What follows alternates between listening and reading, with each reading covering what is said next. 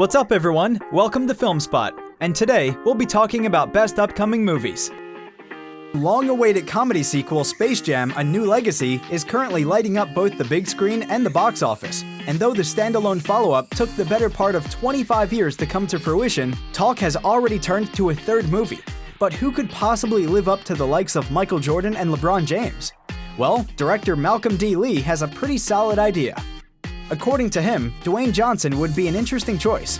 It would be different. I'm not exactly sure what his skill set would be. Maybe he goes back to wrestling. That might be interesting. Dwayne "The Rock" Johnson is certainly big enough to fill the space left by the two basketball superstars, with Malcolm D. Lee even offering a quick pitch regarding the direction of Space Jam 3. So far, both movies in the franchise have focused on the Looney Tunes playing basketball, and it could be a fun change of pace to have them shift over to another sport, in this case wrestling. For now, audiences are currently enjoying seeing LeBron James team up with the Looney Tunes in Space Jam: A New Legacy.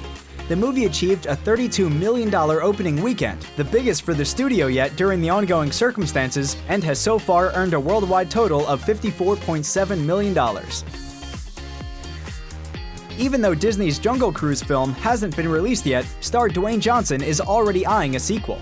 There is a lot of hype for the upcoming film, inspired by one of Disney's first ever attractions, starring the powerful duo of Dwayne Johnson and Emily Blunt.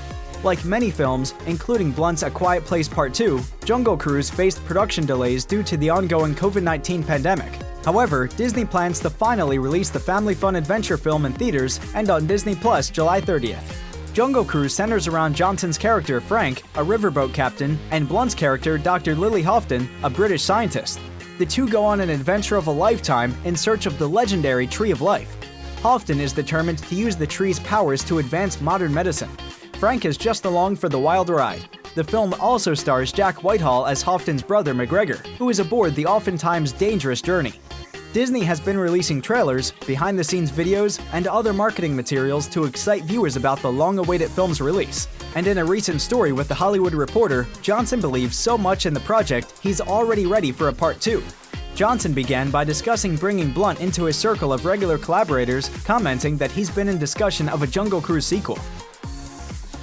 Jason Momoa officially arrives in London to begin filming on Aquaman and the Lost Kingdom.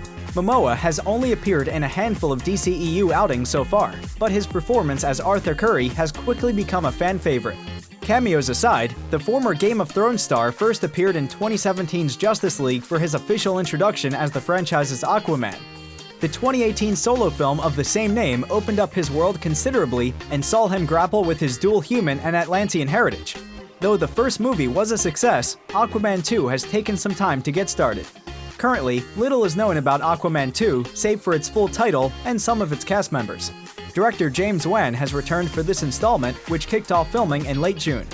In addition to Momoa, The Lost Kingdom will feature original stars Amber Heard, Yahya Abdul-Mateen II, and Patrick Wilson. Newcomer Pilo Asbak joined the cast in April, signing on for an unnamed role. This week, Momoa shared a video on social media confirming he has officially landed in London ahead of starting work on Aquaman and The Lost Kingdom. Dwayne Johnson shares a Black Adam set video celebrating the end of filming.